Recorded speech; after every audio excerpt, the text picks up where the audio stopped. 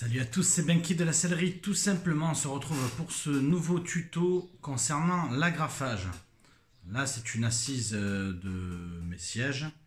Je vais vous montrer comment agrafer. Alors pour cela, on va avoir besoin d'une agrafeuse pneumatique. Vous pouvez très bien le faire avec une agrafeuse électrique ou, dans le pire des cas, une agrafeuse manuelle. Je vous déconseille déjà, ne serait-ce que pour l'aisance et pour agrafer dans de bonnes conditions, vaut mieux une agrafeuse électrique. Bon, je me suis toujours servi d'agrafeuse pneumatique. Celle-ci est une agrafeuse dite à bec longue que j'ai prise essentiellement pour la réalisation de l'agrafage de celle de moto. Alors, comment on va faire? Après avoir houssé la housse sur la mousse, après avoir vérifié que les coutures et les angles sont bien insérés, on va agrafer non pas ici, à l'avant et à l'arrière, mais sur la joue. Sur la joue. Donc je vais orienter la caméra pour vous montrer. Voilà. Donc là, pourquoi? Parce que je veux pas que la couture aille ailleurs. Donc si j'ai tendance à trop tirer ou quoi, je veux pas qu'elle aille là où je voudrais pas qu'elle aille. Donc simplement, sans trop forcer, puisque j'ai pris le gabarit et ça tombe parfaitement. Juste avec un peu de tension comme on peut voir ici. Donc je vais venir comme ça tendre avec ma main droite parce que je suis droitier. Venir avec mes mains ici pour retenir la matière et mettre assez éloigné une agrafe. Pourquoi assez éloigné? Parce que on va venir agrafer avec un tissu économie d'origine. Et du coup il est nettement inférieur, donc c'est pour ça que je suis obligé de prendre de loin. On pourra agrafer très bien à peu près à 1 cm, chose que je fais régulièrement. D'une part, d'autre part, en fait, vous avez des axes qui sont ici d'ailleurs. Vous voyez, là au niveau de mon doigt. J'allais faire d'ailleurs un peu cette bêtise, je vais me décaler légèrement. Voilà, pour en mettre une ici. Voilà, donc on a mis une agrafe. On va faire pareil sur l'autre joue. En veillant bien à ce que le tissu soit bien positionné là où on veut. Voilà. Une fois qu'on a mis en tension, comme là, on positionne les mains. Alors je vais le mettre en décalé parce que là, le trou il est là. Donc je vais le mettre un peu plus vers là. Vous avez un trou ici, donc je vais le mettre au milieu. Voilà. Une fois que ça c'est fait, on va donc contrôler les angles ici et ici. Et on va déjà mettre une agrafe au milieu. Comme ceci. En tendant mais légèrement. Juste, on est là pour coiffer l'assise. Voilà. On va faire pareil de l'autre côté. Donc que ça soit carré, rectangle ou rond, c'est toujours pareil. On réalise la même chose, on fait les 4 coins cardinaux. Et une fois que ça c'est fait, on va s'attaquer aux angles sans trop tirer. Donc là on s'aperçoit qu'on a de la matière en plus. On a le choix soit de la couper, soit de la laisser. Mais avant cela, avant de faire une bêtise, je vais voir où il y a mes points pour pouvoir mettre les vis. Là, il va falloir que je les cherche tout à l'heure. Et j'avais pas prévu ça avant la vidéo. Et je suis en train de me demander si j'ai une paire de ciseaux par là. Je pense pas, je vais aller la chercher derrière. Je vais poser le micro. Et je vais aller chercher...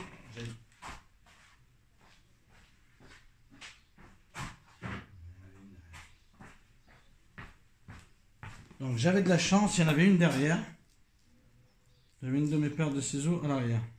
Donc c'est parfait. Voilà, je me rhabille. Et voilà, donc c'est parti.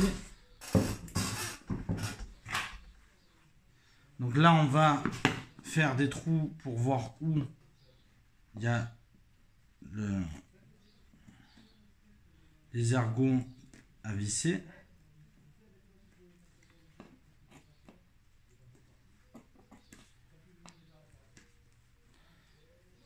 Donc cette paire, ça fait longtemps que je l'ai. Et j'ai eu le mauvais réflexe de ne pas avoir de dégrafeur à côté de moi et de me servir de la pointe du ciseau en guise de dégrafeur. Chose qu'il ne faut pas faire parce que j'ai tué ma pointe au niveau de mon ciseau et je galère pour maintenant couper comme il faut en pointe. Alors que quand on achète des ciseaux, l'avantage qu'il y a, c'est que la pointe elle est vraiment bien. Elle est bien parfaite, elle n'est pas tordue et vous pouvez bien faire le mouvement. Donc là, je vais faire pareil de tous les côtés. On va repérer où c'est.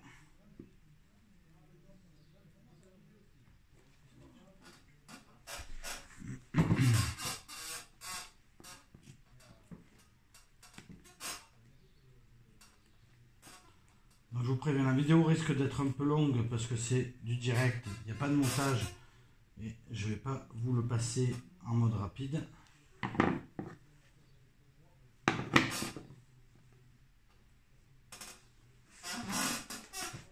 Mais en même temps, vous avez le temps que ça prend pour faire les choses comme il faut. Voilà, donc là on a repéré le deuxième trou, le troisième trou.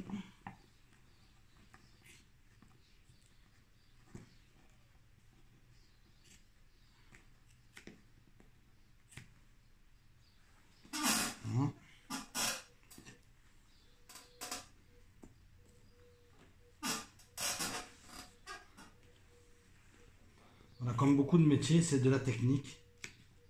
Puis après, on va de plus en plus vite avec le temps.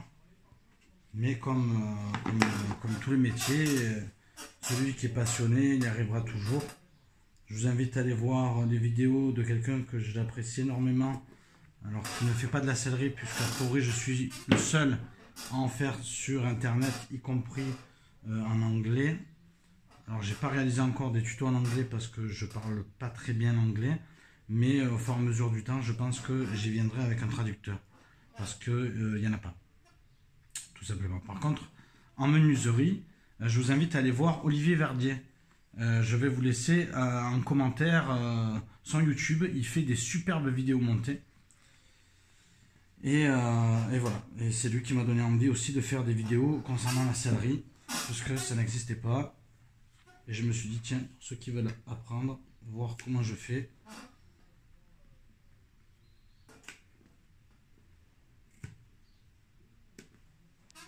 Voilà. Donc là, on a repéré nos points. Donc là, on va tendre pour voir si on est vraiment dans l'angle. On est à peu près dans l'angle. On n'est pas trop mal. Il va avoir un petit pli, mais qui se verra plus. Donc on va faire comme ça. Donc j'en mets déjà une ici. Donc ça peut arriver, la graffeuse elle peut s'ouvrir. Trop de pression, la graffeuse elle s'ouvre.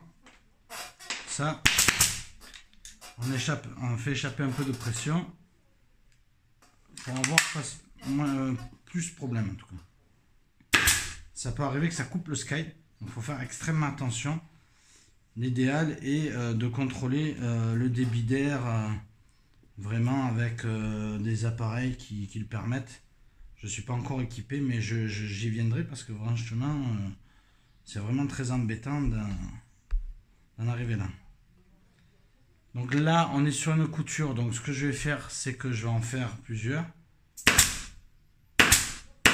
Voilà, parce que c'est un point sensible.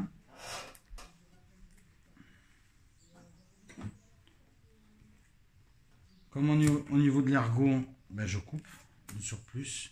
Tout ce qui est surplus de matière, je le ferai tout à l'heure. Là, j'en profite, j'en mettre une ici aussi. Voilà. Donc là, en fait, on fait vraiment les angles. Là, je contrôle que l'angle tombe bien sur la couture, ce qui est le cas. Donc, je vais tendre au niveau de la joue, parce que pour moi, c'est le plus important.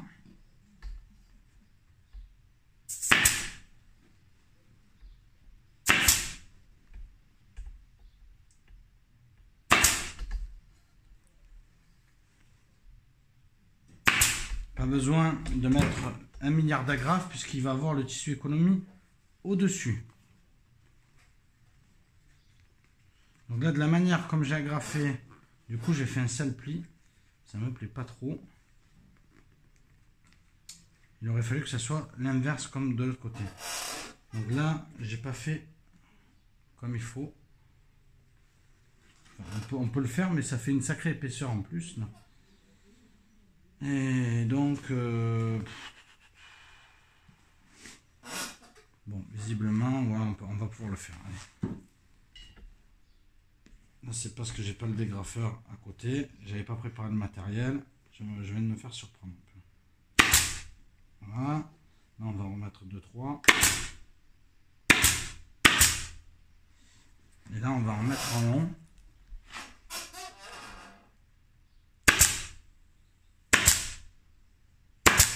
Voilà. Donc là, c'est pareil. Là, on repère l'angle. Là, je vais pas faire la... Je vais faire comme tout à l'heure. Je tends la joue. Je mets mon agrafe. Là, comme c'est tendu, j'en profite, je fais de l'autre côté. Là, je tends aussi. Voilà, ma joue, elle est bien. Le joueur claque.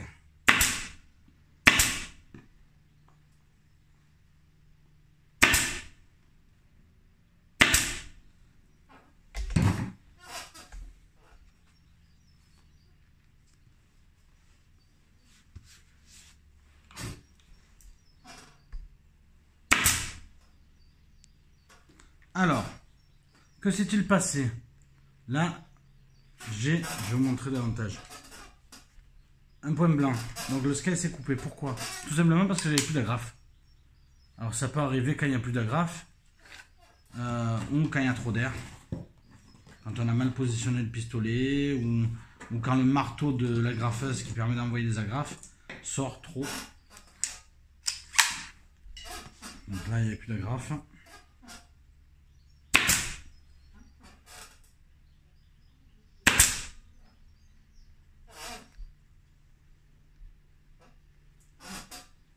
Donc là pareil, j'ai pas mal d'épaisseur.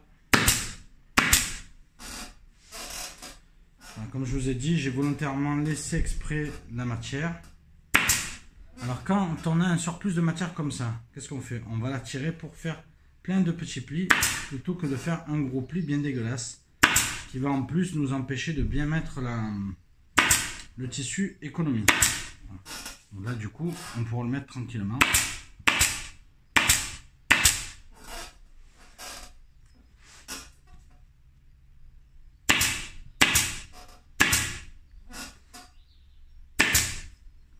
Allez, on attaque le dernier angle.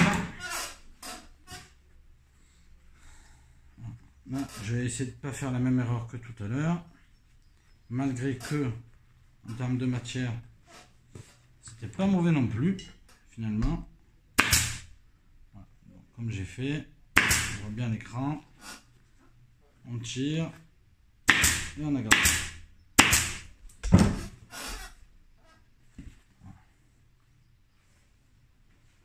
Donc on regarde voilà, la tension, savoir comment c'est. Là il y a un peu plus de mousse à l'œil. Mais en soi pour une assise, c'est très bien. J'ai fait exprès de bien serrer la matière parce que comme c'est des chaises où j'ai pas pu changer la mousse,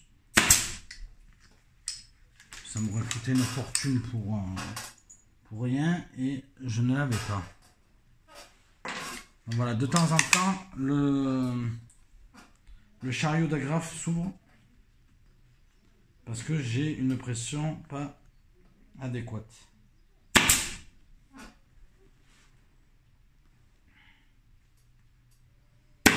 Donc si vous êtes cellier, que vous me suivez, laissez-moi un commentaire et bien volontiers, je vous y répondrai ou si vous voulez me donner un conseil pour l'air, ben c'est bien volontiers. Je suis ouvert à tout, il n'y a pas de problème.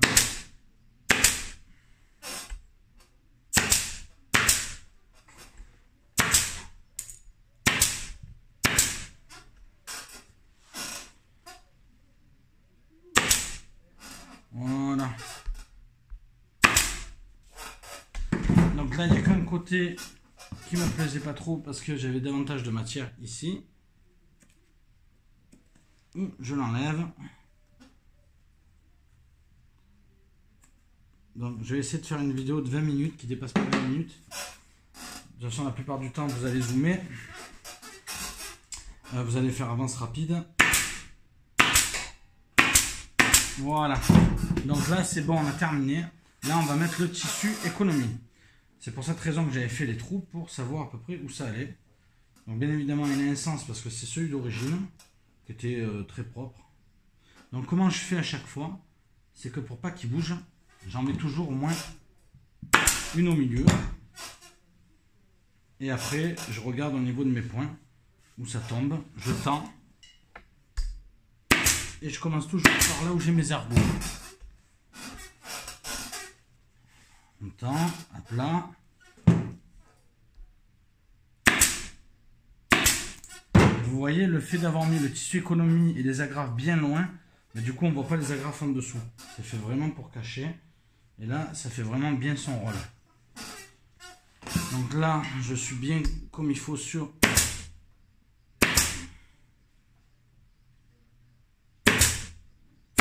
mes points.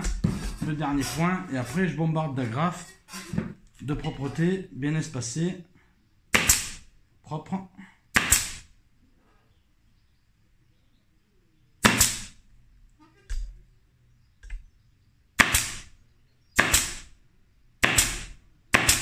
Voilà.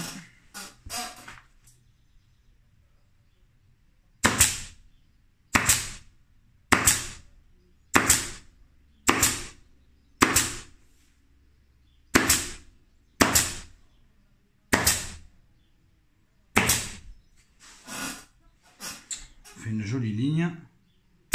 Alors on espace les agrafes à peu près une agrafe sur deux.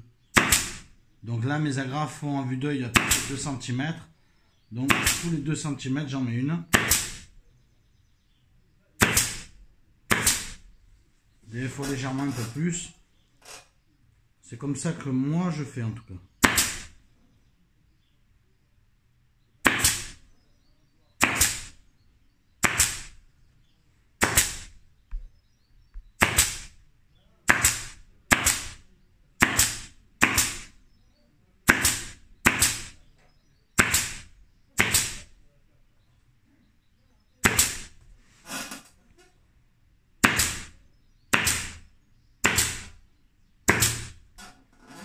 Voilà, donc on vient de terminer l'agrafage d'une assise de fauteuil.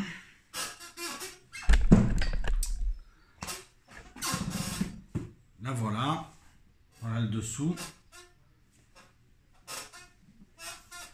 Merci de m'avoir suivi jusqu'à maintenant. Si vous voulez laisser un commentaire, discuter avec moi, ça se passe dessous.